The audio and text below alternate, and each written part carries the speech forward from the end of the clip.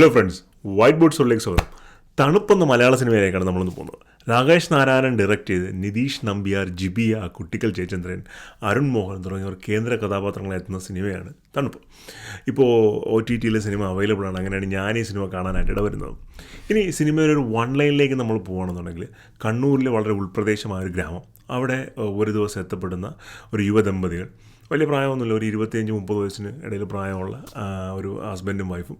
അതിൽ ഹസ്ബൻഡ് അവിടെ ഒരു ചെറിയ പെയിൻറ്ററുടെ ചുവരെഴുത്തൊക്കെ ചെയ്യുന്ന ഒരു ജോലി, പടം വരയ്ക്കുന്ന ഒരു ജോലി ചെയ്യുകയാണ്.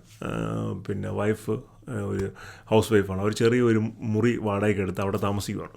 അപ്പോൾ വന്നപ്പോൾ തന്നെ അയാൾ ഇവർ പുഴയെ പറ്റിയൊക്കെ അന്വേഷിക്കുന്നുണ്ട്. എവിടെയാണ് പുഴ, എത്ര ദൂരമുണ്ട്, അടുത്ത് പുഴയുണ്ടോ എന്നൊക്കെയുള്ള കാര്യങ്ങൾ അന്വേഷിക്കുന്നുണ്ട്. അപ്പോൾ അത് ആൾക്കാരിൽ പൊതുവേ ഒരു സസ്പീഷൻ ഉണ്ടാക്കുന്നുണ്ട്. എന്തിനാണ് ഒരു പുഴയെ പറ്റി അന്വേഷിക്കുന്നത്? നമ്മൾ ഓഡിയൻസിലും ആ സസ്പീഷൻ ഉണ്ടാകുന്നുണ്ട്.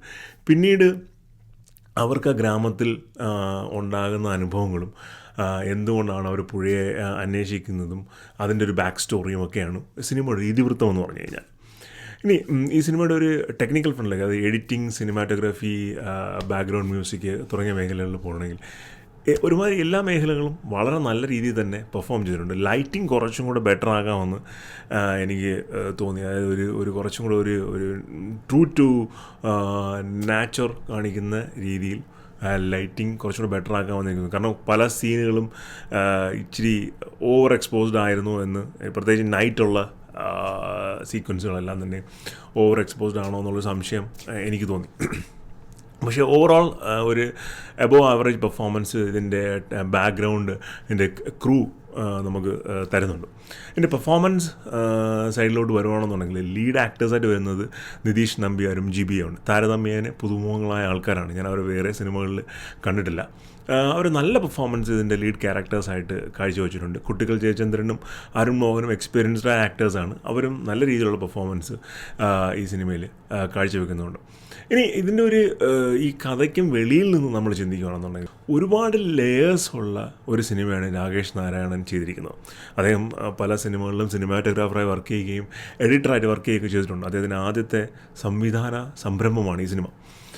അപ്പോൾ ഇതിൻ്റെ, ഞാൻ നേരത്തെ പറഞ്ഞ ഒരു വൺ ലൈനിന് വെളിയിൽ നമ്മൾ ചിന്തിക്കുകയാണെന്നുണ്ടെങ്കിൽ, മനുഷ്യൻ സന്നിഗ്ധമായ ഘട്ടങ്ങളിൽ ചെയ്യുന്ന കാര്യങ്ങൾ, അത് നമ്മൾ നിൽക്കക്കള്ളില്ല വരുമ്പോൾ ചെയ്യുന്ന കാര്യങ്ങൾ, അതുപോലെ തന്നെ റാൻഡമായിട്ട് നമ്മൾ ചെയ്യുന്ന കാര്യങ്ങളിൽ ബാക്കിയുള്ളവരുടെ ലൈഫിനെ എങ്ങനെ അഫക്റ്റ് ചെയ്യുന്നു, അങ്ങനെ ഒരുപാട് ലെയേഴ്സ് ഉള്ള ഒരു സ്റ്റോറി ടെല്ലിംഗ് മെത്തഡോളജിയാണ് ഇതിൻ്റെ അകത്ത് രാകേഷ് നാരായണൻ സ്വീകരിച്ചിരിക്കുന്നത്.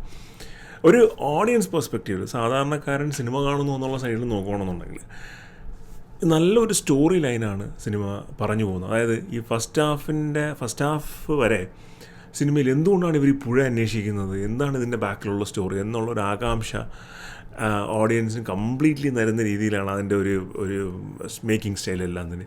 സെക്കൻഡ് ഹാഫിലേക്ക് വരുമ്പോഴത്തേക്കും അതിൻ്റെ ഒരു ബാക്ക് സ്റ്റോറിയും അതിൻ്റെ കുറച്ച് ഡീറ്റെയിൽസും എല്ലാം തന്നെ. അപ്പോൾ എൻഗേജ് ചെയ്യിപ്പിക്കുന്ന ഒരു പ്രസൻറ്റേഷൻ തന്നെയാണ് സിനിമയിലുള്ളത്.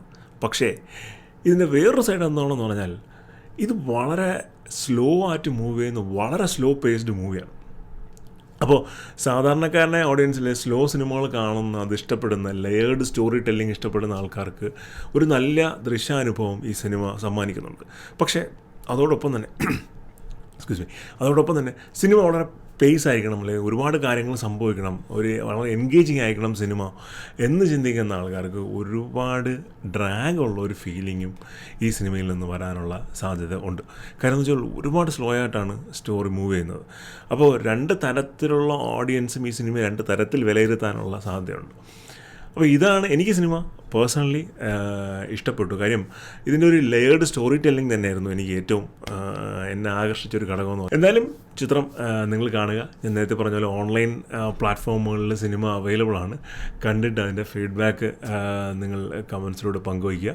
വീഡിയോസ് ഇഷ്ടപ്പെടുന്നുണ്ടെങ്കിൽ ലൈക്ക് ചെയ്യുക, ഷെയർ ചെയ്യുക, സബ്സ്ക്രൈബ് ചെയ്യുക. ഫേസ്ബുക്കിലാണ് വീഡിയോ കാണുന്നുണ്ടെങ്കിൽ നമ്മുടെ പേജ് ഫോളോ ചെയ്യുക, വീഡിയോയ്ക്ക് ഒരു ലൈക്ക് തരിക. അപ്പോൾ മറ്റൊരു വീഡിയോ ആയിരിക്കും. ബൈ.